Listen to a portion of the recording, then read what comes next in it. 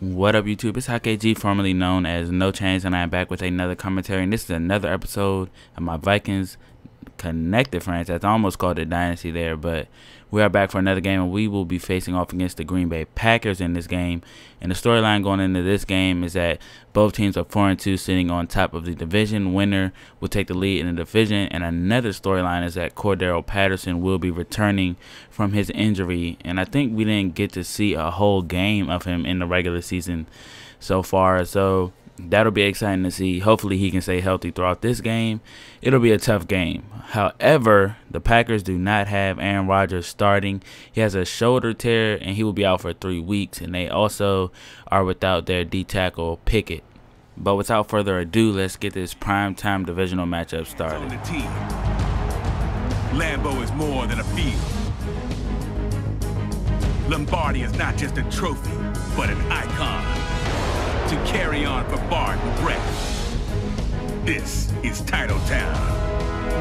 These are the Packers.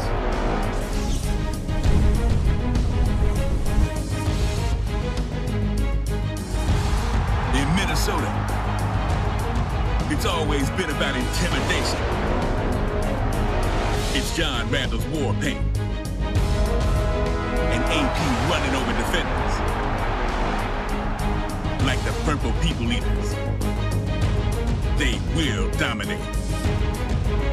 These are the Vikings. Here we are at home at the Mall of America Field in Minneapolis, and this should be a great game on primetime. I believe this game was Sunday Night Football, if I'm not mistaken. I can't remember. But they do have Scott Tolzien starting for Aaron Rodgers, and they do not have Matt Flynn on the roster because I actually started this way before they actually got him in real life. So it'll be exciting to see how he can play. I think in real life he did decent at first, but then I think he started making a lot of mistakes. I'm not exactly sure. Only play I remember of that guy really is that spin move rushing touchdown he had. But look at this early game blunder by Josh Freeman. He will try to pitch the ball back thinking Adrian Peterson was right there, and AJ Hawk will be right there to scoop it up and take it right into the end zone easily, and their defense comes up with a score for them. So immediately they go up 7-0 over us right now. And on 2nd down and 10, we're going to hit Jarius Wright, and he will get us down to about the 46-yard line off of a reception of 22 yards. And later in the drive, we are faced with a 3rd down and 6. Cordarrelle Patterson in his return, his first touch, he will go right back down. However, it will be a short-term injury. He will come right back during this game. So that was definitely a sigh of relief right there when we, found out that he would not be out for another long period of time. And then after taking the sack, Josh Freeman will drop back and find Greg Jennings open in that right side hole in that cover 2 defense. And that will bring out Scott Tolzien. Actually has a very, very good stat sheet coming into this game. 3 touchdowns, no turnovers.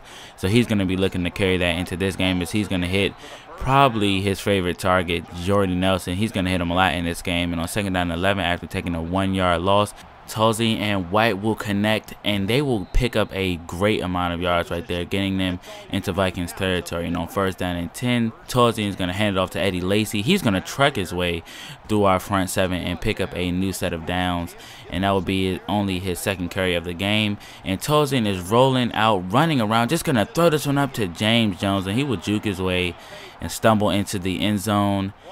Look at the crazy footwork by Scott Tolzien right there, as he was able to keep the play alive, moving around the pocket, just running around, and he was able to score off of it, as Cordarrelle Patterson will catch his 2nd reception of the day, getting us down to about the 32-yard line. And then Josh Freeman will overthrow him right there. He could have had his 3rd right there.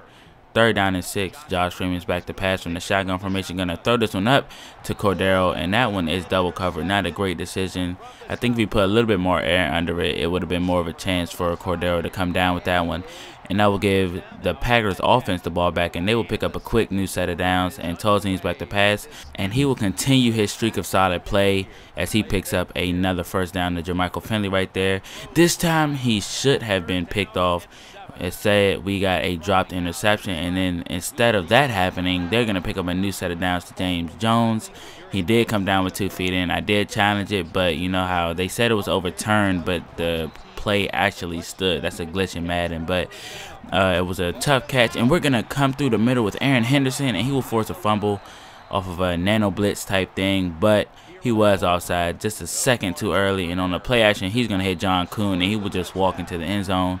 And that will increase their lead to 11 as they go up 21-10. And the Vikings are in a little bit of trouble right now, so we're going to run a read option with Josh Freeman. He's going to try to get as many yards as he can, but he will be brought down inbounds. But the Vikings have to get something going right now. They have to get a stop, and they have to get some points, because we're down by 11 and they get ball at halftime. So we have to get some points on this drive as Josh Freeman gets another rush out of the pocket for a nice gain. And then he's going to overthrow Greg Jennings. He wasn't the most wide open guy right there, but he still was overthrown. And then Cordero Patterson will drop the ball right here. Not the best throw by Josh Freeman. And I'm pointing out a lot of his errors because this game he was just very, very inaccurate. As you guys see, Randall Cobb will come up with a very acrobatic catch on the sideline right there. And on second down and 7, they're going to hit Jordy Nelson over the middle for his second reception of the game. Tolson is back to pass. He's going to be under pressure by Aaron Henderson. And Harrison Smith will jar the ball loose out of the hands of Jermichael Finley, and they will settle for a Mason Crosby field goal. And we get the ball back. We're going to hand off to Adrian Peterson. He hasn't really done too much this game so far. Only 52 yards on 11 rushes, not really following up his record-breaking day in the best way. And once again, the offensive line allows a sack in the most inopportune time. And we will have to punt the ball and come away with no points after we got good field position and a good start to the drive. And Tolzien will connect with Finley once again, and these guys are forming a lot of chemistry in this game as he will spin around and pick up a very nice amount of yards. And he's going to go deep this time, and he will be picked off by Nnamdi Asomugha. I was very, very heavily considering cutting him if he did not make any plays anytime soon, because he's had enough chances. But Josh Freeman will just throw a pick this time, and he was just trying to pick up any type of yard so we can get a field goal, but we could not. And that sets the Vikings up in a bad situation as Scott Tolzien will get the ball back once again. And he has been hot outside of that one interception. And Eddie Lacy is doing his part, stiff-arming our defense, rumbling forward. And he will pick up another big gain as he will get his team to the 33-yard line. So the Vikings defense really has to step up. And on first down and 10, Tolzien is back to pass, going to go to the left side, and he will be picked off once again in a spot pretty much identical to the first interception. So 2 interceptions for Nnamdi in this game, so he is definitely trying to keep his job. Freeman and this offense were not able to capitalize off of the first interception by Nnamdi, so hopefully as we pick up a new set of downs, we will be getting off to a good start and we'll be able to put some points on the board actually, as we're going to hit Kyle Rudolph, and he hits a very nice spin move, getting us down to the 31-yard line. That's his first reception of the day. And on second down and 11, Freeman's back to pass, very clean pocket, and he will throw it away to A.J. Hawk. So 2 takeaways by our defense equaled 2 giveaways by our offense, and that's just something you can't have. But our defense comes up with another interception, and this time it's Aaron Henderson, and he was sitting there waiting on that pass to be thrown. And Tolzien started off the day very, very solid, but he started to mess up here in the third quarter. And Jarius Wright will catch a touchdown, so the Vikings finally score another touchdown. And that will make it a 1-possession game. Our defense just has to continue the trend of getting takeaways.